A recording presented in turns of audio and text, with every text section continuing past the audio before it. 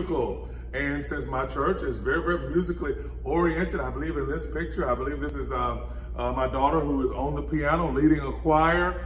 We try to market that. We market the music, especially with Methodist churches. We have a unique voice because of the type of contemporary music that we tend to sing, while others are more hymn oriented. And once you find that niche, once you get into that niche and you find that target audience, then you're a step ahead. You're a step ahead in doing so. Chong 2011 says social media now provides pastors and church leaders with a new type of megaphone to amplify their messages and their impact. In other words, you don't have to stand on the corner with a sign. You don't have to stand in the middle of the street screaming, "Come over here." Now you have the ability to impact people via social media. Everybody has their phone. Everybody has a mobile device. And so consequently, Chong is saying here that it gives pastors, it gives church leaders the opportunity to amplify their message. Amplify, making it stronger, making it bigger, so that more people get it and more people get a chance to hear it. Now, I like this statistic here. On this picture, 4 prominent and dominant, if you would, mega church pastors. Bishop T.D. Jakes, Rick Warren to the right, Joel Osteen, Andy Stanley.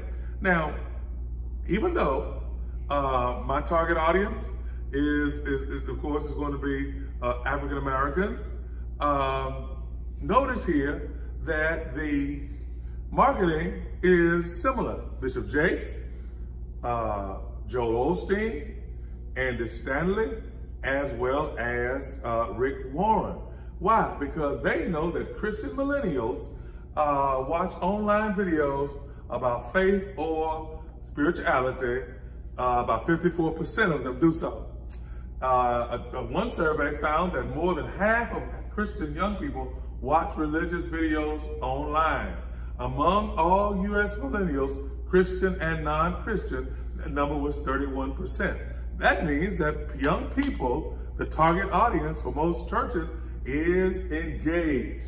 They're watching online videos, so it would behoove the church to post something. Now, one of the churches that I am friends with, 2 of the preachers who have a social media presence, albeit not a very good one. I think that sometimes it is not very good because it is just putting something out there. But the key is not just putting something out there. Just like anything else, you ought to put out excellence. So my suggestion to both of them is to don't put your whole service, just put the best parts. Don't put the part where people come in and they see that there's nobody there. Don't put the dull points, put the high points there. And I believe that's what we tend to see as well. Organizations should advertise most efficiently so the message, number 1, gets to the target audience. Then to get the trigger, the response that you want to receive. This was, I believe, an article or an event that I posted on Facebook back in May of 2018, about a year ago, and it was a Pentecost service. And with it, didn't quite get as much feedback as I would like to have received, but it's one of the things that we're going to continuously do. Get that message to a target audience, get our good response, so that we can do that on a continuous basis. Now, Schaefer also says that we should use blogs, podcasts, video series, and visual content. I said that You Belong Here is very, very important because you give people a message that they are wanted. What type of blog? In the Black church, we can write about different things that are attractive to people, blogs about upcoming elections. We can blog about things that are happening that affect the elderly. This time of the year, we blog because a lot of pastors are bivocational. I myself am a teacher, so we blog about parental responsibility for children going back to school. Podcasts. Some of the persons that I know actually have their own radio shows, Sometimes I've been a guest on a few of them.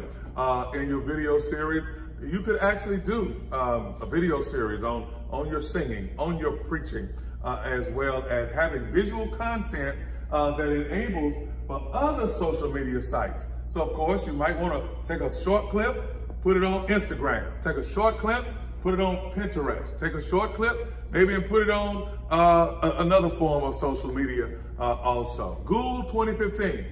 This is an actual picture from an event that we held here of finding that social media platforms are viable methods of evangelism, information spreading, and articulating a church's mission and its vision.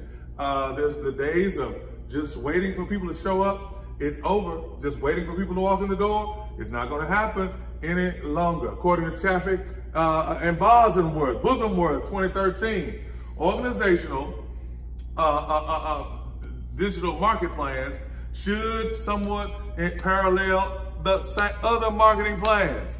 The church's marketing plan ought to be just as efficient as Walmart's, just as efficient as Amazon.com, because you're building plans around what the customer needs.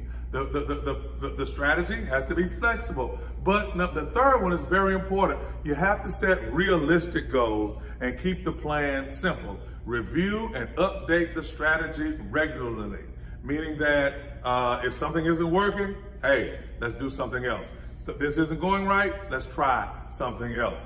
More than 70% of nonprofit communicators consider social media one of their most important communication channels. Nonprofit Marketing Guide in 2016 says 71% of social media consider social media one of their most important channels, second to their website, which is another very interesting thing where people sometimes won't find your website. I had an incident to where didn't have a functional website, but people, we had a group of people from our denomination who were in town, and they were here over the weekend, and so they did a little Google search, Google, social media, and 3 people from Chicago, Illinois came into the worship service simply by utilizing a social media platform, came in, enjoyed, went back, wrote great reviews about their time here at the St. Luke Church. The importance of having an effective social media strategy, whether it's Facebook, Instagram, Twitter, YouTube, having a like, Pinterest, and Snapchat, finding the right social media platform for an organization, and how social media has been a game changer in the advertising and branding industry. These are 3 things, 3 of my best takeaways from this course.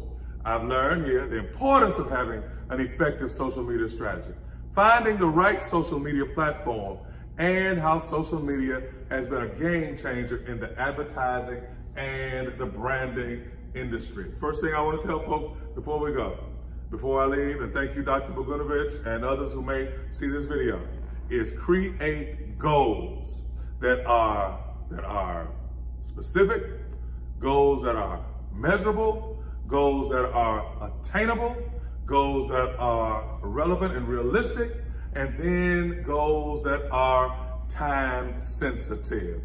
So I want to thank you, Professor. I want to thank others who will watch this video. And I've enjoyed myself at ELI 817. And I look forward to having you perhaps in another course or in another class, or at some point becoming a peer when I earn my doctorate very shortly. Thank you very much. Thank you very kindly. And God bless you. And thank you for listening to me on tonight.